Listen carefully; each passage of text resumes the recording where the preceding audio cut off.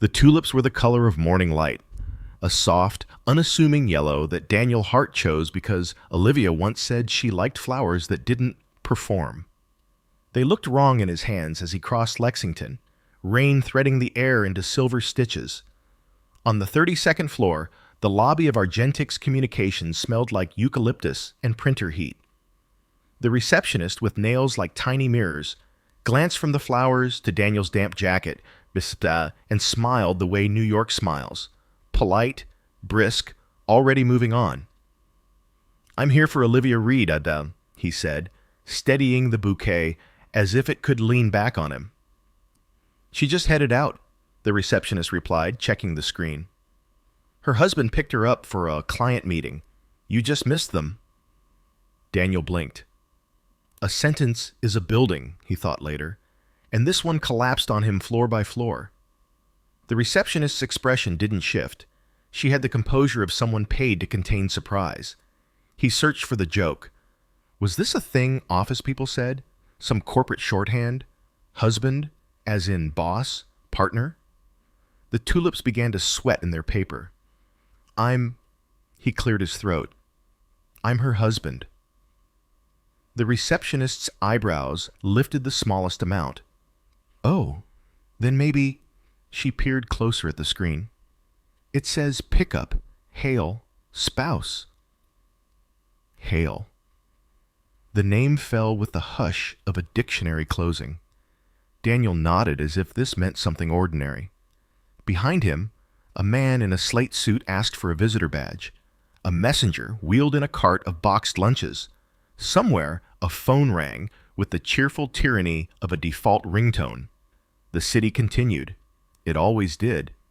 He thanked the receptionist and stepped back into the hallway where the carpet absorbed footsteps and secrets. The tulips looked theatrical now, a prop from a play staged for the wrong audience. He took an elevator down with a woman laughing into her earbuds and a teenage intern clutching a foam core poster. In the mirror, his face had that unwitnessed look, present but not accounted for. Outside, the rain sharpened. He stood beneath the awning and texted Olivia, "At your office. Thought we could do early dinner. Where are you?" The typing dots appeared, vanished, reappeared. With client, running late. "Can we do late tonight?" he read, and then he read it again for the tone he always imagined. Competent, slightly apologetic, the tone that soothed anxious clients and parents in the same sentence. He added a period to his reply and then deleted it, remembering how punctuation could start a quarrel. "Sure. Call me when free." He held the flowers for another minute, then two, until the drizzle found his collar. When he finally moved, he left the elevator lobby and its eucalyptus behind like a stage set he would dream about for months. On the subway home to Brooklyn, Daniel's reflection ghosted the dark glass. He caught the eyes of a child with a light-up sneaker who stared at the tulips like a question. The floor hummed beneath him. The train's announcements mispronounced stations with cheerful certainty. He scrolled through Olivia's shared calendar, an agreed-upon transparency that functioned like garlic at the door. Ritual, comfort, protection. A fresh block had appeared at 4. Client walkthrough, off-site. Location empty. Participants, blank. He toggled to Slack. Her status was the usual. Deep work. The tiny moon mocked him. He thought of their kitchen this morning, the oatmeal going limp, Olivia's laptop angled toward the coffee pot, the pair of running shoes she kept promising to break in next weekend. A marriage is a collage of small domestic vows. We will buy dish soap before it runs dry. We will send the rent exactly on the 1st. We will sit on the same couch and laugh at something stupid before sleep.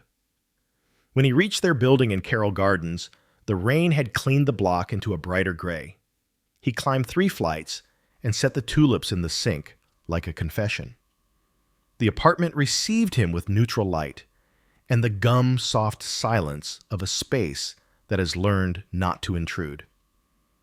On the fridge, a magnet held a postcard of the High Line in winter. Olivia had written on the back, "Last December, let's be gentle with ourselves this year." He had traced the sentence once with his thumb and decided that gentleness was a skill they could acquire. He sliced the tulip stems under running water, an old florist's trick he learned from a girl he dated in college for half a spring. The flowers gulped the sink light and revived. He found a version of calm in the mechanism of care: water, trim, arrange. He placed them on the small table by the window, where the street light would do good things to their color at dusk. Only then did he allow the sentence from the lobby to expand to its full size. Her husband picked her up. And the name, Hale. He opened their wedding photo folder on the shared drive and felt a sudden, primitive urge to count, proof by repetition. Here is Olivia in the borrowed satin jumpsuit they had rushed to buy. Here is his sister, Leah, laughing with red lipstick like a dare. Here are the rings, modest as promises. Here are two people who agreed to be each other's point of reference. He didn't drink often. Tonight, the ritual felt medicinal. He poured a small bourbon and sat with it, the glass warming in his hand. The city outside moved toward evening with its humming civic confidence. Dog walkers, a couple quarreling quietly at the corner, a drone of traffic that had the comfort of a machine that refused to stop. At 7:43 p.m., Olivia texted, "Almost done. You eat first if you're hungry." He considered asking where done was. He typed, "Who is Hale?" and let the words sit there, their edges turned outward. He deleted them. He typed, "Do you need anything from the store?" He deleted that too. He placed the phone face down, then flipped it over again like a coin that had not been asked a proper question. When she came home after 9, the door opened with her usual careful pull at the stubborn hinge. She shook rain from her trench, air-kissed the room the way people in bright offices did when they arrived late to a meeting.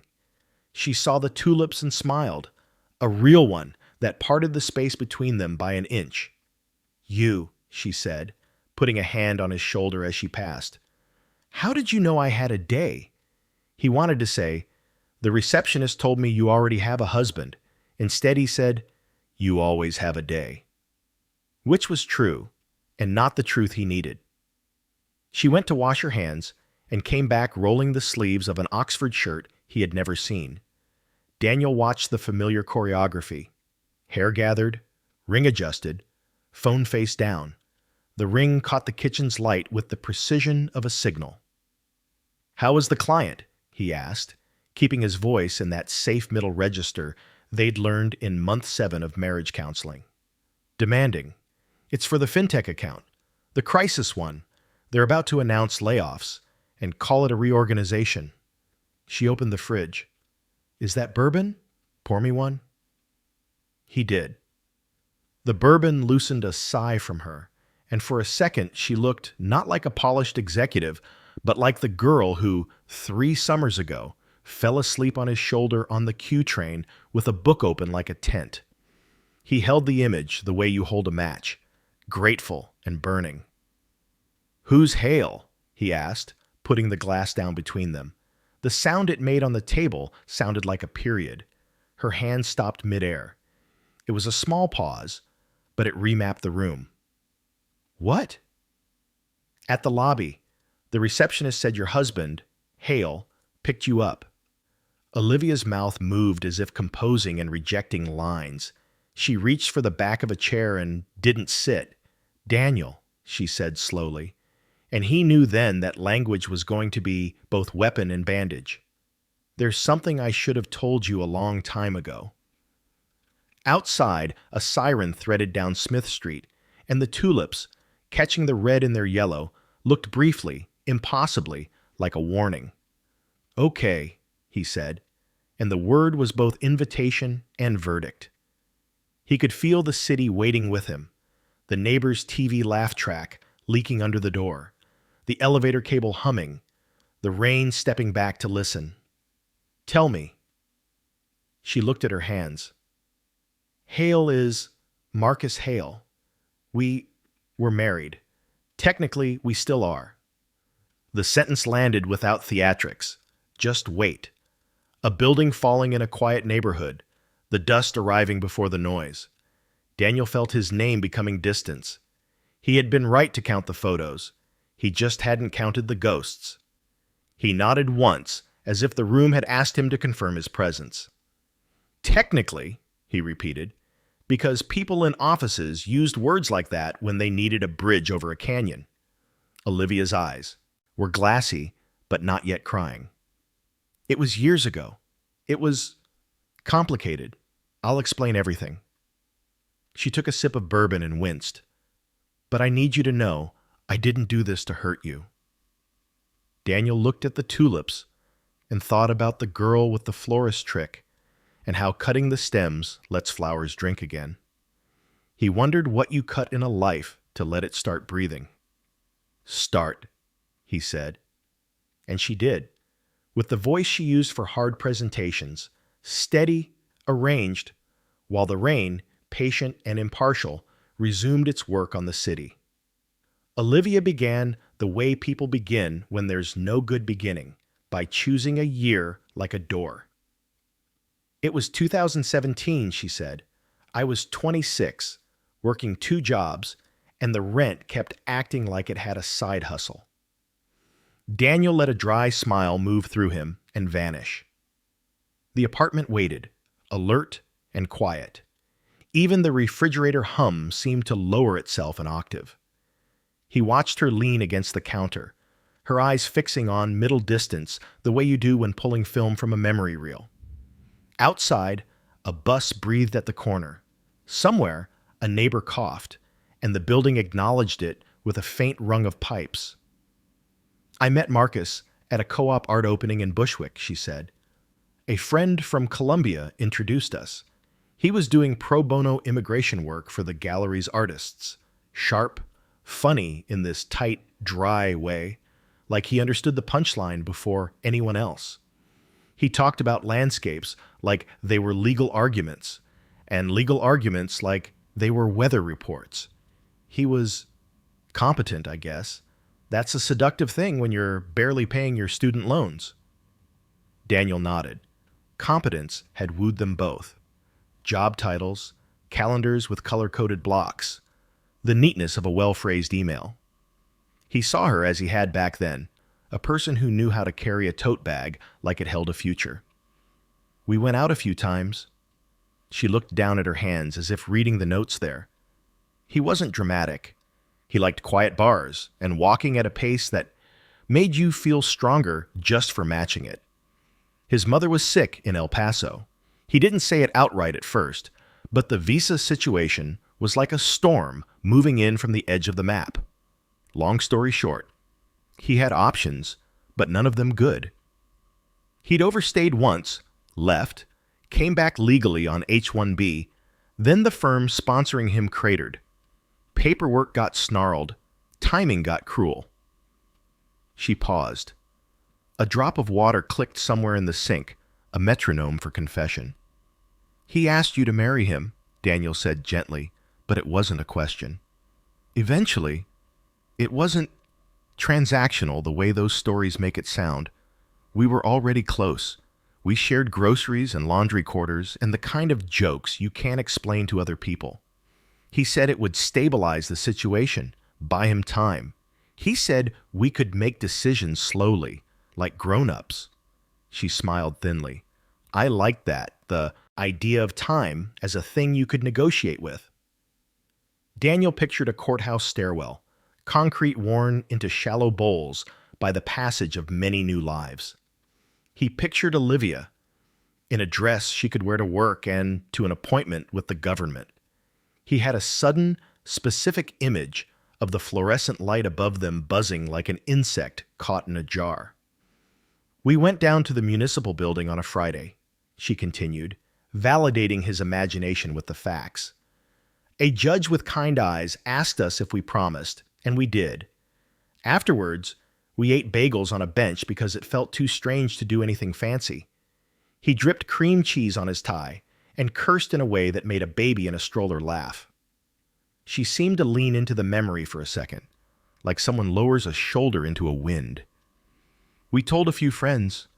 We told ourselves it was a pause button, that we were buying peace with bureaucracy. And then? Daniel asked. Then life. Olivia pressed the heel of her hand to her brow, an executive gesture that looked suddenly breakable. He started at a small firm in Lower Manhattan. I got a job at Argentix, junior account coordinator, coffee-fueled and terrified. We were compatible and not. He needed quiet to think in, the kind of quiet that has books in it. I needed noise to prove to myself I existed. Slack pings, meetings, deliverables that could be crossed off. We talked about separating once his legal status was secure. We set it like an adult plan. But status is a moving target, and so is certainty. Daniel felt the bourbon turn in his stomach. You loved him, he said, and the words were not an accusation so much as a map he needed to draw. I did, in a way that made me softer and, strangely, smaller. She swallowed. And I loved you in a way that made me accountable to who I wanted to be. Those are different loves. I didn't know how to be honest about that without sounding monstrous. He wanted, briefly, to be cruel, to reach for the easy weapon of indignation. Instead, he traced a circle on the table with his finger, and the wood's invisible grain reminded him that patterns live in surfaces you barely see. There was supposed to be a divorce, Olivia said, and something like relief flickered across her face at the word finally being allowed into the room. We drafted papers in 2021. We signed, and then didn't file because his mother took a turn and he had to travel. Legally precarious, emotionally necessary. The whole thing got folded and tucked under heavier news, and then I met you. He knew the night, a fundraiser for an arts education nonprofit. He'd been building their donation portal as a freelance gig. He remembered Olivia in blue, speaking on stage about narrative and numbers with the energy of a sparkler. He remembered her laughing too hard at his joke about QR codes being the new confessionals. I told myself I'd handle it before we got serious, she said. And then the pandemic shoved time into a blender. And then you moved in, and it felt obscene to bring a courthouse into our kitchen. The kitchen is where everything true happens, Daniel said, surprised by his own voice. Taxes, apologies, leftovers. She exhaled, a small laugh edged with salt. Yes, I knew I was accruing interest on a debt to your trust. I kept thinking I could pay it off with better behavior, promotions, dinners, flowers I sent to your office for no reason. I made a pretty life to hide inside. They stood in the pretty life now. The tulips leaned like good listeners. The bookshelf they'd assembled on a Saturday screamed quietly, with Allen wrenches and compromise. A calendar magnet from a dentist in Cobble Hill promised, "We care about your smile," in gentle sans serif. Why was he at your office today? Daniel asked, and now he heard his own voice at the frequency of fatigue. The receptionist said husband like it was a fact on a spreadsheet. Marcus consulted for a client of mine this week, immigration compliance for a biotech startup with labs in Jersey. He's the best. I knew that, and I didn't stop it because it was easier not to. The meeting today moved last minute, and he happened to be nearby. It wasn't romantic, it was logistical. She flinched. But logistics have feelings when you ignore them long enough. Silence took a chair with them. Daniel thought about the grammar of betrayal, how its subject and object want to switch places until you can't tell who did what to whom.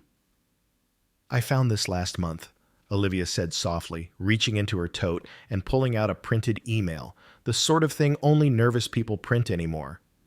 The header showed a subject line, next steps. Hail V. Hail. She slid it across the table. He sent me a draft of the final petition, clean, simple. All I had to do was sign and mail. I kept it in my bag like a talisman. I didn't send it. Why? The word came out smaller than he meant. Because I wanted to do it in a way that honored the past, not as a panicked cleanup in the present. Because I still owed him a conversation longer than the ones we have between subway stops. Because I was afraid you'd look at me the way you're looking right now. She steadied herself. Because control is my addiction. Daniel read the email without really reading it. Names and numbers, a court address, a polite sentence about enclosed exhibits. He felt like a man in a hotel corridor, the identical doors, offering versions of his life if he chose to knock. From the bedroom, his phone buzzed. Leah, you good, little brother? The universe keeps receipts, he thought, even on the nights you forget to ask for them. He didn't answer. Where is Marcus now? He asked. Probably at his apartment in Fort Greene, Olivia said. He lives above a coffee shop that thinks it's a philosophy seminar. Daniel allowed himself the image. Marcus at a small table, reading case law under bad lighting, the smell of espresso and baked sugar. He felt a complicated pang, jealousy braided with respect, rivalry laced with an odd, reluctant empathy. If betrayal is a triangle, then somewhere a third point is just trying to be a person. What do you want? Daniel asked, and the question landed like a test with no right answer. Olivia closed her eyes. Outside, a siren rehearsed its scaled urgency and then faded. I want to stop living in parentheses, she said. I want to file the papers and own what that means. I want to tell my mother and my team and your sister and not edit their faces with my expectations. I want to stop asking love to be a witness protection program. And us? The bourbon had cooled into something flat. He pushed the glass aside. I want the chance to rebuild with you, if you can bear looking at me while we do it, but I know that wanting isn't the same as deserving. She opened her eyes and met his. I'm not asking for absolution. I'm asking for time without lies. Time, the city's tyrant and mercy. Daniel looked at the tulips. A bead of water at one petal's cusp swelled and finally let go, dropping into the vase with a sound you could miss if you were the kind of person who didn't know how to listen. We'll need rules, he said. No euphemisms, no disappearing into work every time it hurts. If we're going to break, we'll look at the break while it's happening. Yes. Her voice was a thread the needle found. Tomorrow morning, first thing, I'll call Marcus. We'll set a date to sign and file. Not technically. Actually. Okay? The word came from a place just past exhaustion. It wasn't forgiveness. It was permission to continue breathing. They stood, two people in a kitchen under a ceiling that had heard so many negotiations over money, over groceries, over the question of whose turn it was to be brave. The rain had gentled to a whisper. Somewhere, a late train cinched itself along the track with the confidence of systems that don't need your faith to keep moving. Daniel, she said, as if they had more time than they did, thank you for listening. He nodded, and the gesture felt like the first line of a contract you write with the future. Later, he would lie awake and imagine Marcus's face under coffee shop light and his own under the glow of his phone as he typed searches like how to stay when leaving would be easier. For now, he rinsed their glasses, set them in the rack, and the small acts of care sounded like a language they might still share. Tomorrow, he said, and this time the word felt like a place you could go. Morning arrived without ceremony. Gray light spilled through the blinds like an apology, washing the apartment in that in-between color New York reserves for people still deciding whether to stay. Daniel lay awake long before the alarm, his body remembering the habit of worry. He watched the dust move in the shaft of light above the dresser, tiny constellations orbiting nothing. Olivia was already up. He heard the low hum of the electric kettle, the quiet efficiency that used to comfort him, the sound of her structuring the day before it began. He rose, the floor cool beneath his bare feet, and for a moment just watched her silhouette in the kitchen, hair tied back, wearing the old college sweatshirt she always threatened to throw away. It was astonishing, he thought, how someone could look exactly the same while being entirely different. "Coffee?" she asked without turning. Her voice was soft, still morning neutral like a truce. "Sure," he said. "Thanks." They moved around each other carefully, orbiting like two satellites that had lost their original trajectory. The air between them was full of things unsaid but visible. Yesterday's confession, Marcus's name still echoing in the walls, and the question of what happens now threading through every movement. "I'll call him after breakfast," Olivia said finally. "It's not going to be dramatic. Just a meeting to sign and file. Simple." Daniel nodded. "Do you want me to come?" She turned then, startled but not dismissive. "I don't think that's necessary. This is something I should do alone, but I'll tell you everything after." "Okay." The word sat between them, fragile but agreed upon. She slid his mug across the counter. The smell of coffee rose like a promise that normalcy could still exist. They drank in silence. Outside, a garbage truck clanked, someone's dog barked, and the city began its mechanical heartbeat again. By 9, Olivia was dressed. Dark trousers, cream blouse, her hair smoothed into a professional shape that made her look like a version of herself he'd once admired from afar. Daniel watched her gather her things, laptop, notebook, the folded petition she'd printed the night before. When she zipped the tote shut, it sounded final, like punctuation. "I'll text when it's done," she said. "Then maybe we can talk tonight?" "Yeah," he replied. "I'll be home." The door closed, and the apartment exhaled. He stood there for a while, listening to the absence of her footsteps, the faint click of the elevator 3 floors down.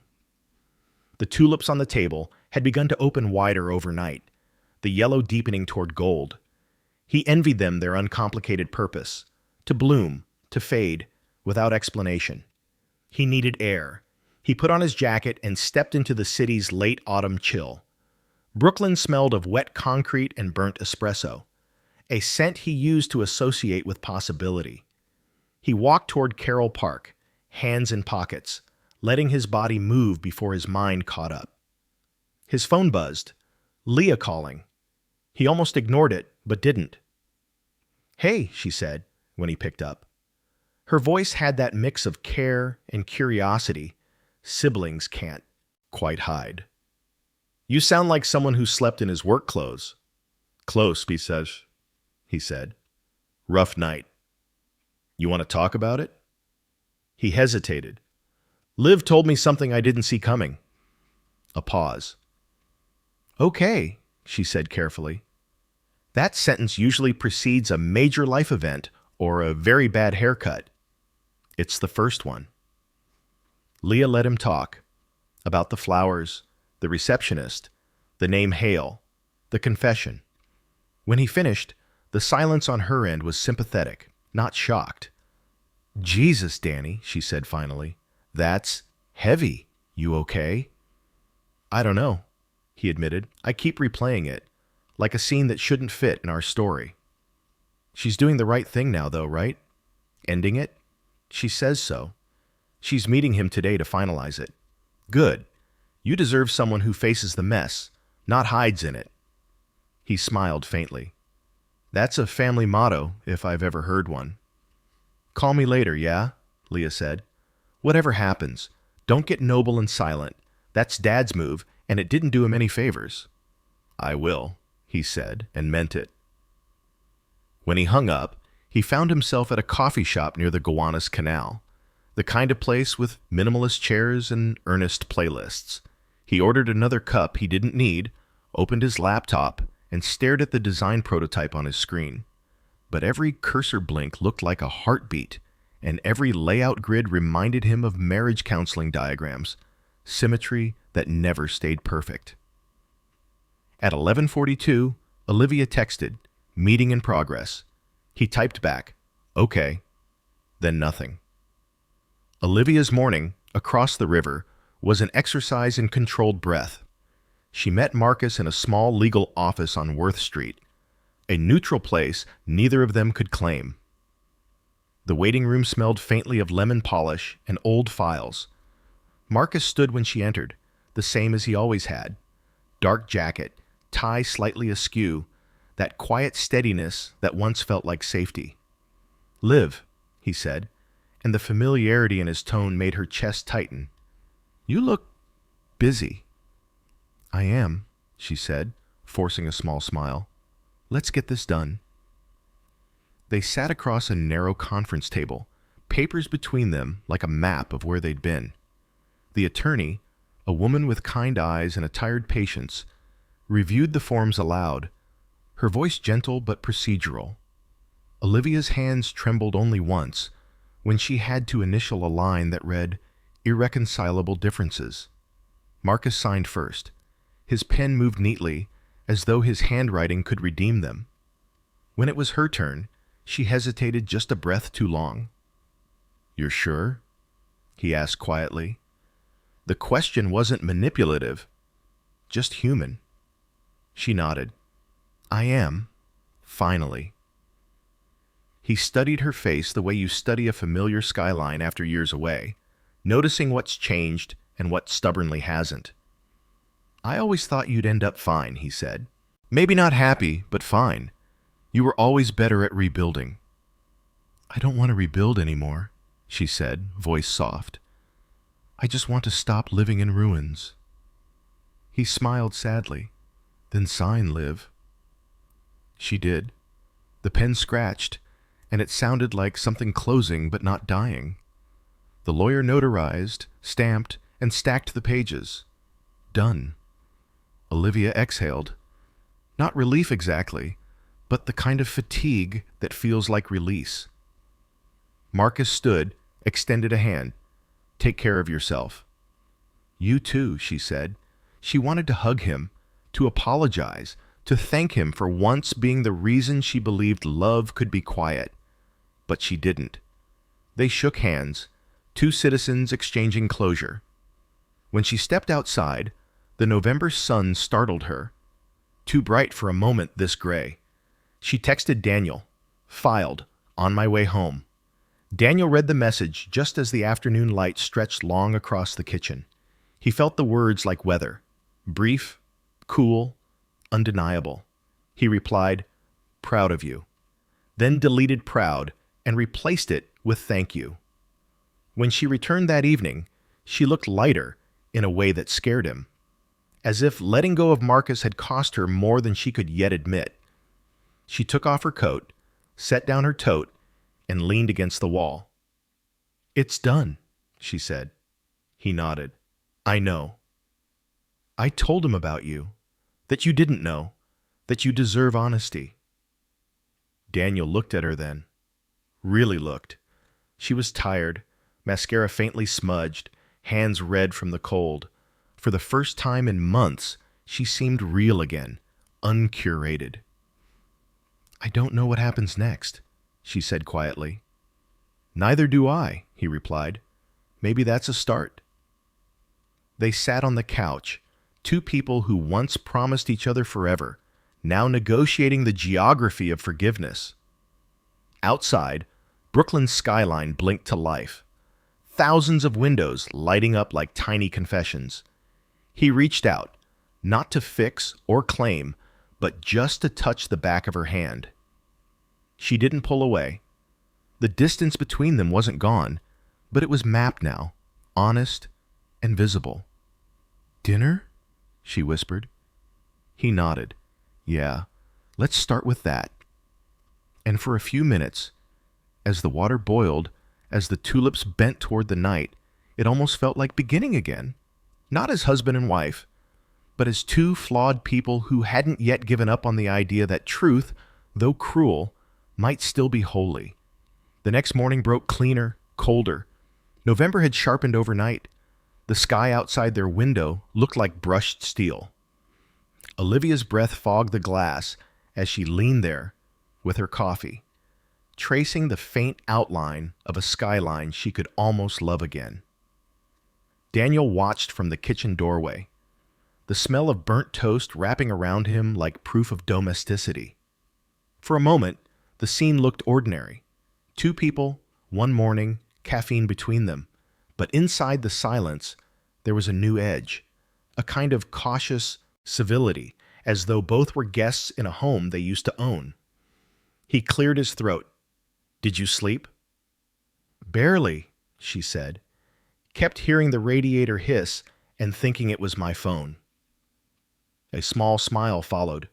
"You?" "Same," he said. "Dreamed I was late for a flight I didn't remember booking." "That sounds about right for us," she murmured.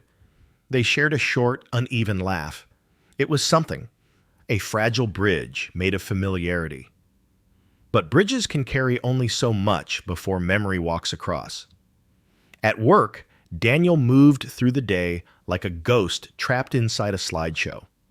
His team at the UX agency was deep in revisions for a wellness app whose tagline, "Find your calm anywhere," now struck him as a dare. He stared at wireframes that promised clarity to strangers while his own mind scrolled endless tabs of what if. By lunch, he'd opened Olivia's Instagram page, something he'd stopped doing years ago when they agreed to keep their lives partly offline. She hadn't posted in months, but her last picture lingered. The two of them on a rooftop last spring, smiling into gold hour light. The caption, "Sometimes you just have to trust the view." He closed the app quickly, ashamed of his own nostalgia. "Earth to Dan," said Mara, his project manager, waving a hand in front of his face. "You okay? You look like you're waiting for subtitles." "Just tired," he said. "Long week." She tilted her head. "It's Tuesday." "Exactly." She gave him a sympathetic grin. "Get some air, Hart. Go stand somewhere that doesn't require Wi-Fi." He took her advice.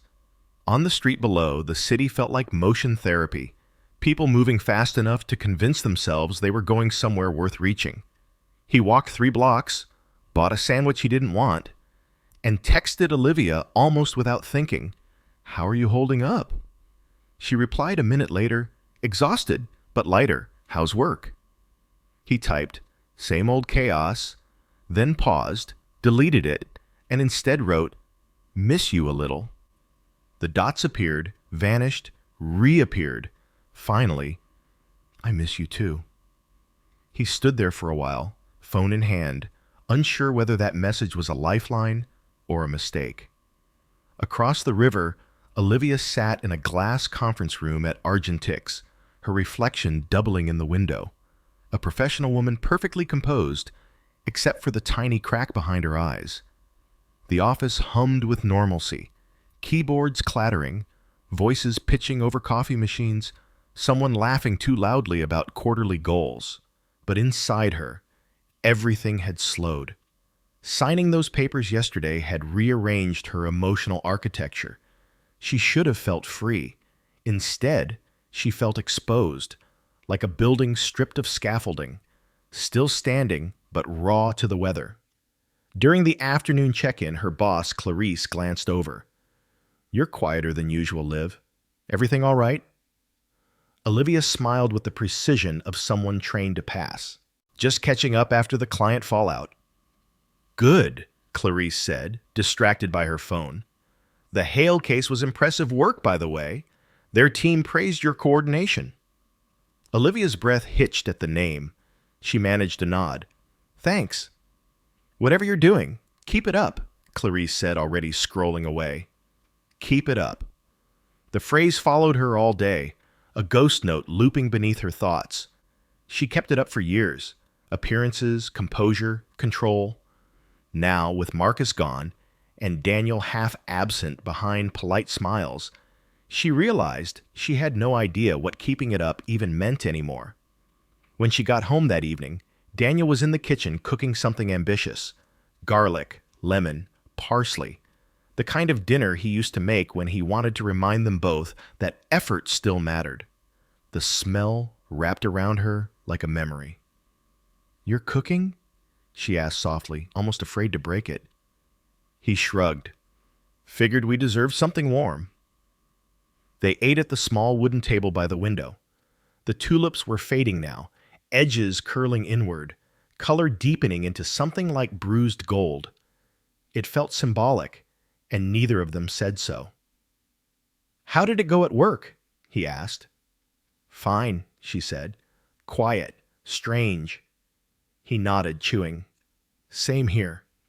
They talked about safe things, the subway delays, the absurd cost of rent, a mutual friend's new baby. Every few sentences, their words tripped on silence, but somehow they managed to pick them up again. When the plates were cleared, Olivia stood by the window, arms crossed. "Do you ever think," she said slowly, "that maybe forgiveness isn't something you decide once, but over and over? Like a daily practice?" Daniel leaned back in his chair. "If it is, I'm still learning the choreography." She turned, her face half in shadow.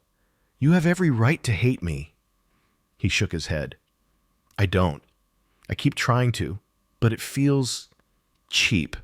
I'm angry, yeah, confused, but hate's easy. What scares me is still wanting to understand you." Something in her expression broke, the slightest tremor, like glass under heat. She walked over, stopped an arm's length away. "I don't know if I deserve that." "Maybe not," he said quietly. "But maybe we both deserve a version of the truth that doesn't destroy us." They stood like that, the city noise drifting up from the street, sirens, laughter, a dog barking at nothing. Olivia's phone buzzed on the counter. She glanced, frowned, then turned the screen toward him. Marcus Hale, one new message. Daniel felt a pulse at his temple. "You didn't block him." "I thought I should, but part of me wanted to end things without pretending he never existed." "What does it say?" She opened it. The message was short. "Glad it's done. Take care of yourself, Liv. You deserve peace." She exhaled. "That's it." Daniel nodded, the tension in his shoulders loosening by degrees. "He sounds like he means it." "He always did," she said quietly. "That was the problem." They watched the message fade from the screen, two people staring at the ghost of a life that had finally stopped asking for attention. Then Olivia set the phone down and stepped closer. "Can we try again?" she asked. "Not to erase what happened, just to see what's left." Daniel studied her face, the way exhaustion and sincerity fought for space there.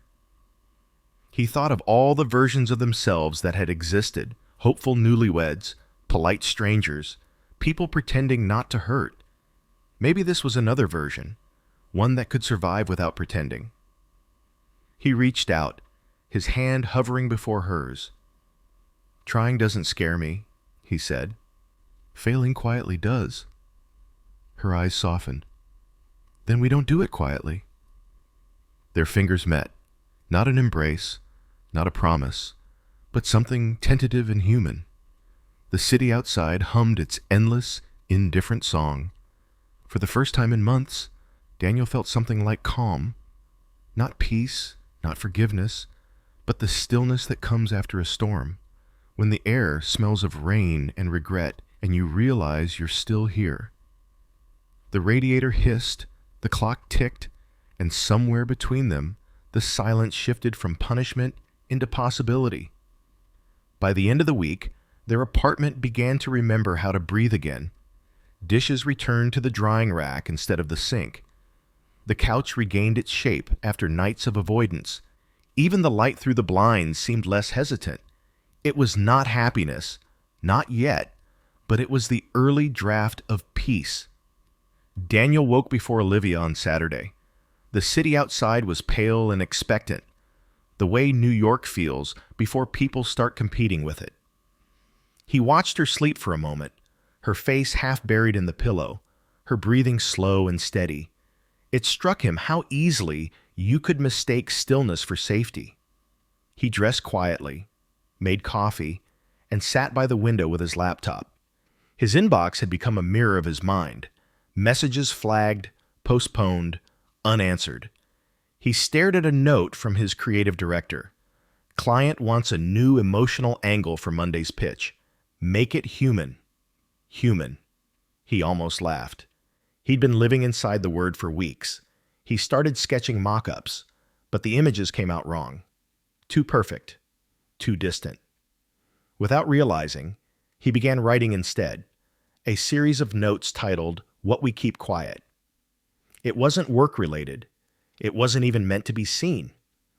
But the sentences came like air through a cracked window. Sometimes, love is a kind of architecture. You spend years building rooms where the truth can't fit, and then act surprised when it leaks through the walls. He stopped, saved the document, and closed the laptop as Olivia stirred. "Hey," she murmured, voice still half asleep. "You're up early." "Couldn't sleep," he said. "Was working." She yawned, sitting up. "Coffee?" "Already made." She smiled faintly. "You're dangerous when you're productive." By mid-morning, they decided to leave the apartment. Olivia suggested a walk by the East River. Neutral territory. The kind of place where conversation could happen without feeling staged. The wind carried the salt of late autumn, and the bridge arches looked like patient witnesses. They walked side by side, not touching. "I called my mother last night," Olivia said after a while. Daniel glanced over. "How'd that go?"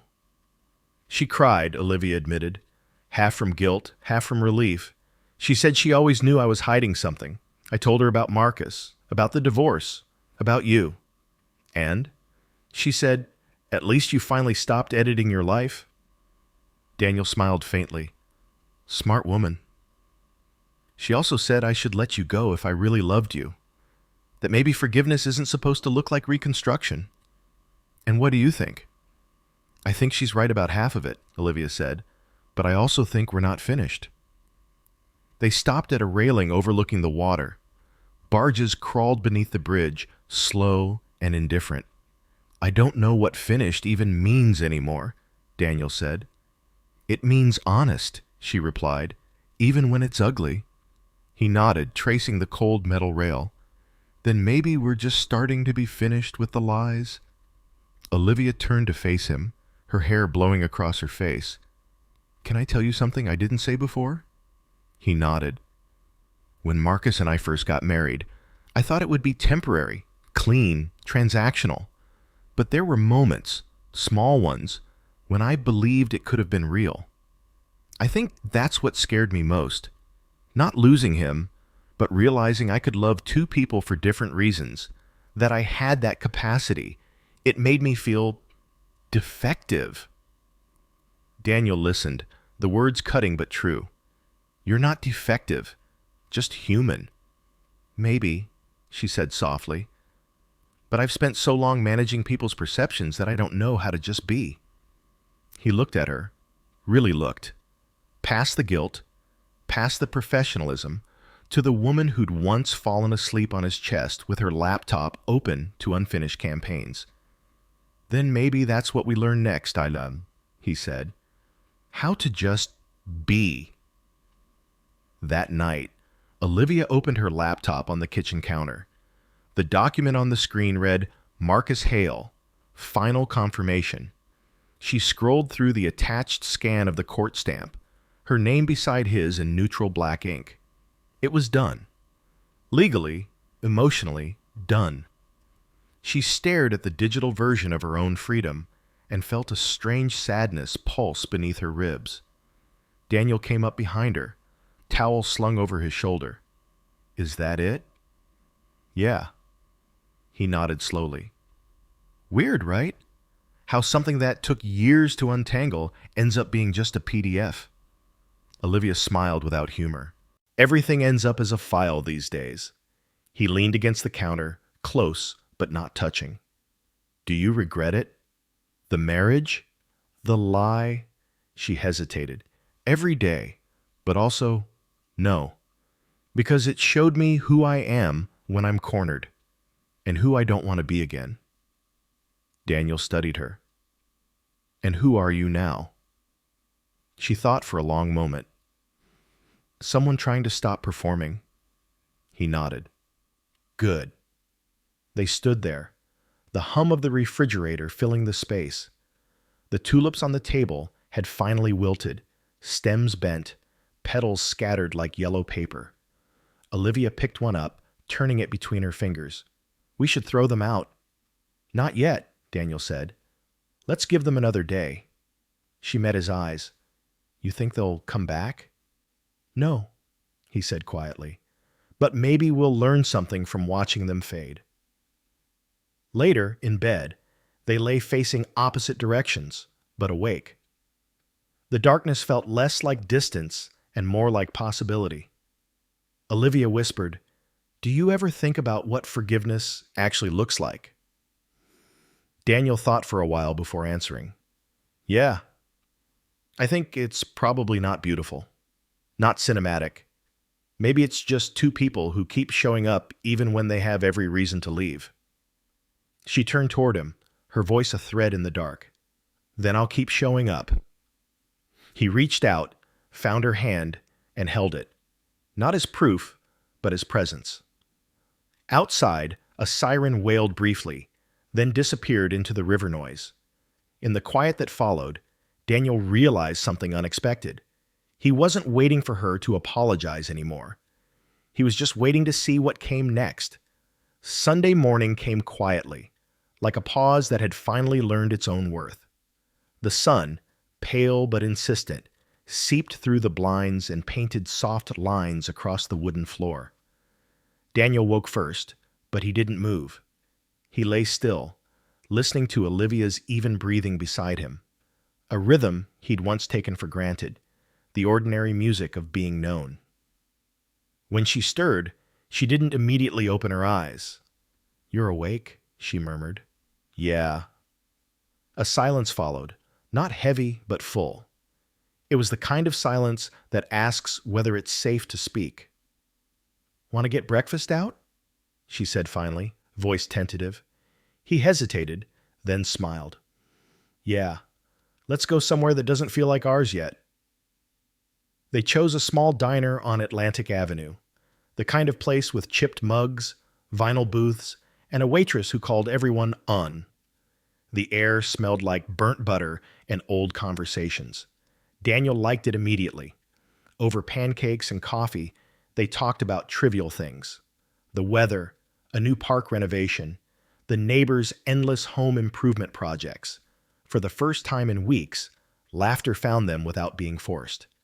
When Olivia reached across the table for the syrup, her hand brushed his. They both froze. Just for a second, then continued as if nothing had happened. But Daniel felt the warmth long after. He studied her face, noticing small things he hadn't before. The faint crease at her temple when she concentrated. The way she pushed her hair behind her ear twice when she was nervous. She caught him looking. What? She asked, half smiling. I'm just... He searched for the right word. Seeing you again. Her eyes softened. Then I'll try to be worth looking at. They didn't need to say more. The words hung there, a small truce, written in the language of morning light. After breakfast, they wandered through a nearby flea market. Stalls lined the street, each one a small history lesson. Old books, vinyl records, tarnished jewelry. Olivia stopped at a booth selling photographs. Strangers from the 1940s, frozen mid-laugh or mid-farewell. She picked up one, a black and white image of a couple at a train station. The man's face was turned towards the departing train. The woman's hand hovered an inch from his sleeve. Look at them, Olivia said.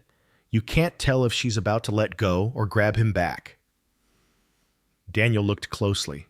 Maybe both. Olivia nodded. That's the thing about endings. They always look like almosts. He smiled, quietly impressed. You should write that down.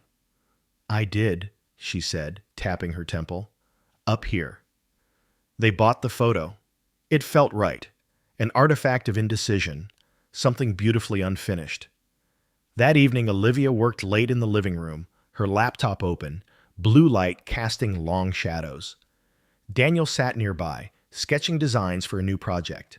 For a while, it almost felt like old times, two people sharing space without needing to fill it. At 9:30, Olivia closed her laptop. "Can I tell you something strange?" "Sure." "I keep expecting to feel different, lighter or redeemed or something. But mostly, I just feel ordinary again. And that's somehow the hardest part." Daniel nodded. "Maybe ordinary is where healing hides.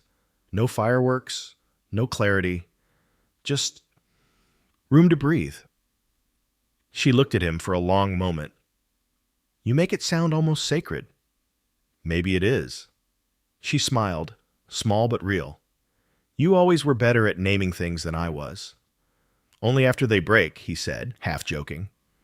Her expression softened. "Thank you for not leaving." He hesitated, then said, "Thank you for staying to tell the truth." Olivia stood, walked over, and sat beside him. The air between them was fragile, but not tense. She leaned her head on his shoulder, the gesture natural and careful at once. "I don't know if we'll ever be what we were," she whispered. Daniel exhaled, slow and steady. "Maybe that's good. What we were didn't survive the truth.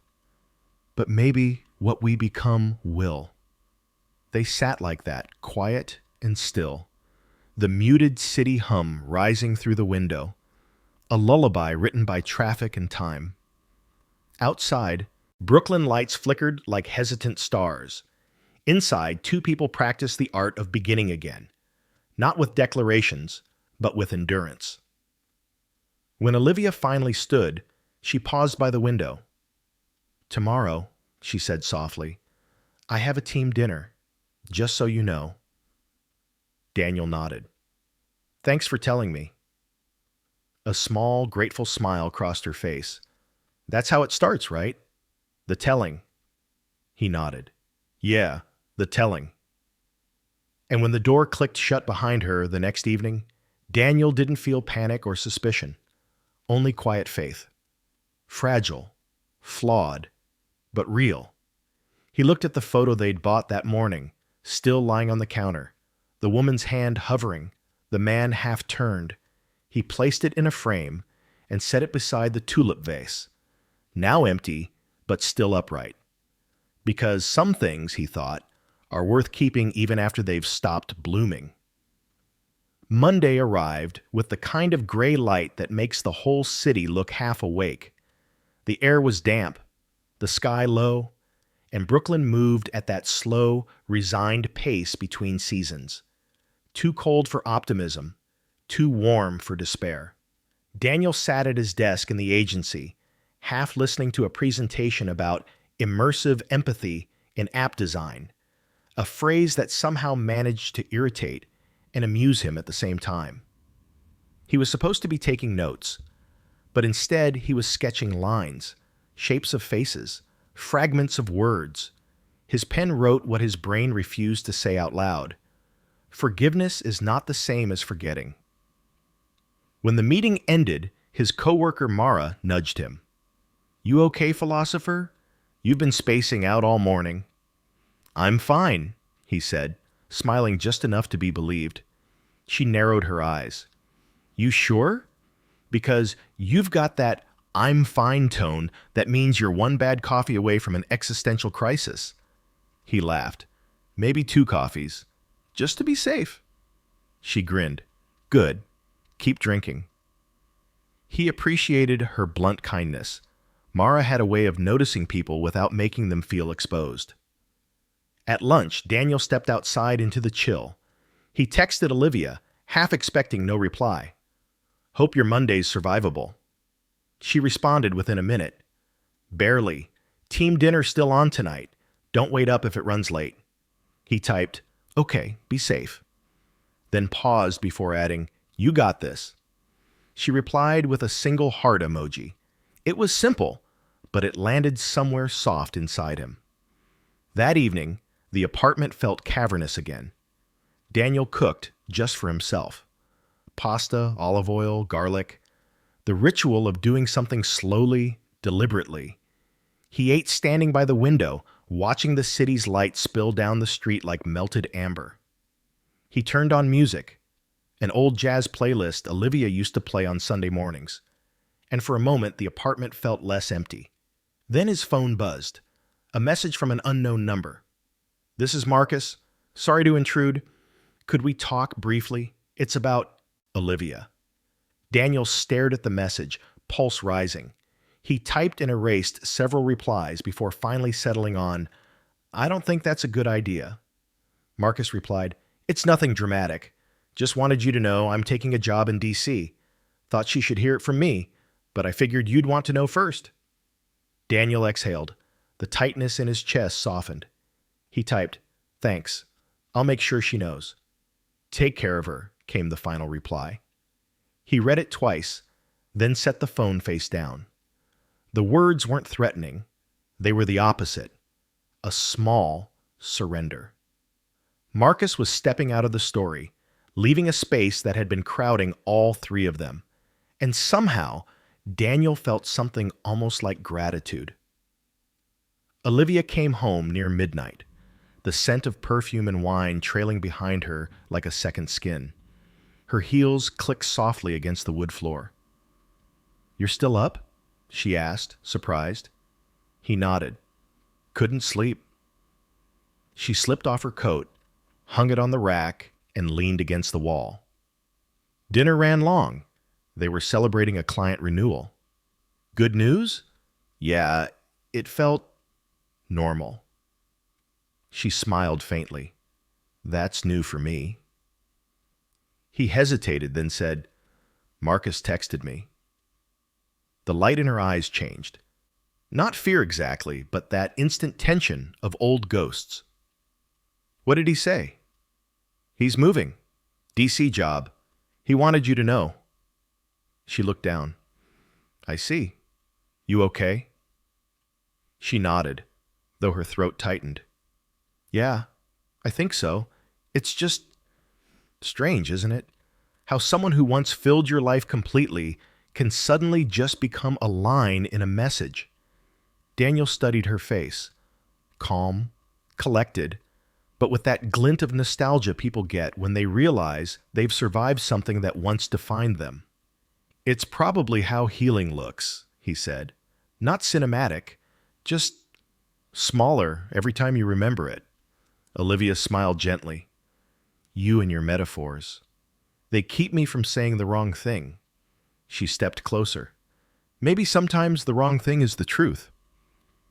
He tilted his head. "Like what?" She hesitated, searching his face. "Like, I'm still scared you'll wake up one day and realize you can't forgive me."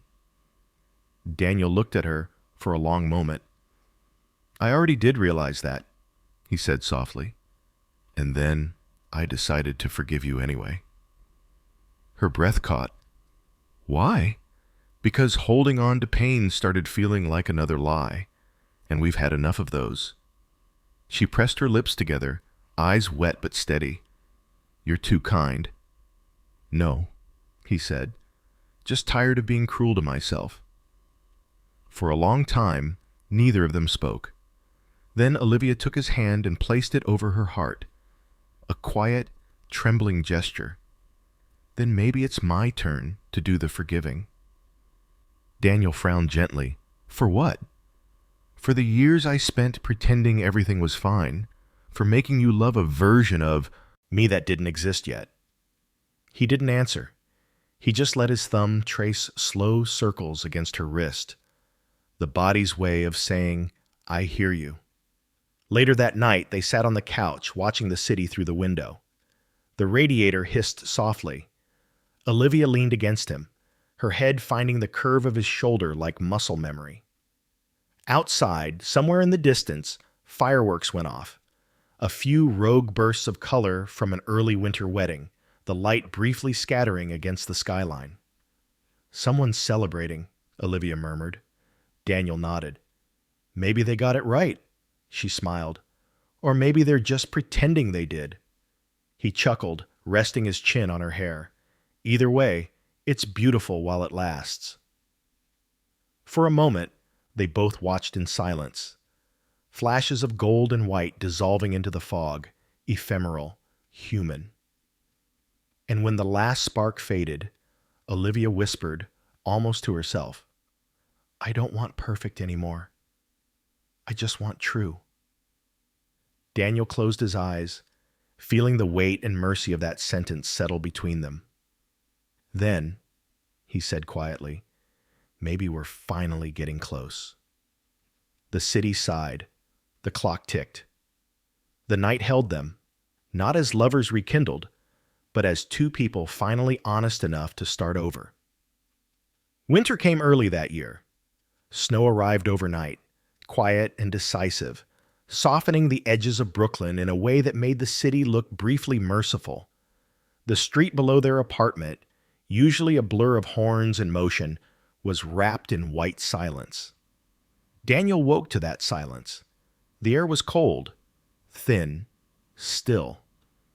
Olivia was sitting by the window in an oversized sweater, her knees drawn up, watching flakes drift past the glass. She turned slightly when she heard him stir. "Morning," she said, voice gentle. "Morning," he replied, still groggy. "It's beautiful. It doesn't even feel like the same city." He joined her at the window.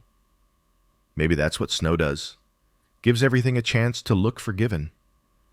Olivia smiled faintly. "You and your metaphors. They're cheaper than therapy." She laughed, a quiet, genuine sound, the kind he hadn't heard in months. For a moment, the air between them felt unburdened, like the world had pressed pause. They spent the morning in small domestic rituals, making pancakes, feeding the radiator's stubborn rattle, listening to jazz hum through the apartment. It was simple, but the simplicity felt sacred. Around noon, Daniel pulled out the framed photograph they'd bought at the flea market, the one of the couple at the train station. He'd placed it on the shelf near their wedding picture. "You kept it here," Olivia said, noticing. He nodded. They belonged together. Two different moments, same question. Do you hold on or let go? She tilted her head. "And which one are we doing?" He smiled. "Maybe both." Later, Olivia bundled up and said she needed to take a walk. Daniel offered to go with her, but she shook her head. "I need a little time by myself, just to think." He nodded. "Okay, be careful." "I will." He watched her disappear into the curtain of falling snow, her dark coat fading to gray, then to nothing.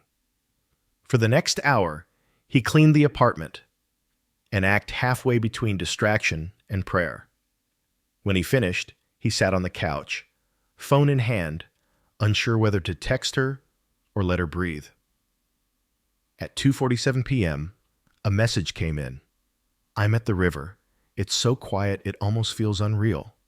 He typed, "Take your time." She replied, "I'm not running, just walking until the noise inside stops." He smiled, reading it twice. That was Olivia, always running toward silence, not away from it. By the river, the world had dissolved into grayscale. Olivia stood on the pier, watching the ice drift along the water. The skyline shimmered through the snow, ghostly and patient. She took out her phone, typed a note instead of a message. Maybe love isn't the story we tell each other. Maybe it's the one we tell ourselves when the noise fades. The one where no one's the villain, and everyone's just trying not to drown. She saved it, slipped the phone back into her pocket, and exhaled a cloud of breath that disappeared almost immediately. When she returned home, her cheeks were pink, her hair damp with melted snow. Daniel was still on the couch, a book unopened in his lap. "How was it?" he asked. "Good," she said softly. "Quiet. I think I needed to hear myself think." He nodded. "And what did you hear?" "That we're not broken, just changed." He smiled. "I can live with that." "Me too." She sat beside him, the distance between their shoulders small but deliberate. For a while, they watched the snowfall together, the rhythm of it hypnotic, forgiving. That evening, Olivia made soup, the kind Daniel liked, thick and full of garlic. They ate slowly, the sound of the spoon against the bowl steady, familiar. After dinner, she stood at the sink, sleeves rolled up, washing dishes while he dried. Their movements synchronized without effort, like muscle memory remembering itself. "Do you think we'll make it?" she asked without looking up. Daniel paused. "I think we already are." She turned to him, eyes searching. "Even after everything?" He nodded. "Especially after everything." There was no grand declaration, no cinematic swell, just quiet agreement, the kind that only arrives when both people have already been to the edge and decided not to jump. Before bed, Daniel found the wilted tulips still in their vase. He lifted them gently, stems brittle, petals papery. He thought of throwing them out, then hesitated. Instead, he laid one flower between the pages of a sketchbook, a keepsake for a season that had hurt but not destroyed. When Olivia came in, hair damp from the shower, she saw what he was doing. "Keeping the dead ones now?" she teased, lightly. "Maybe," he said. "Reminders that even something that's over can still be beautiful." She smiled, walking closer. "That sounds like us."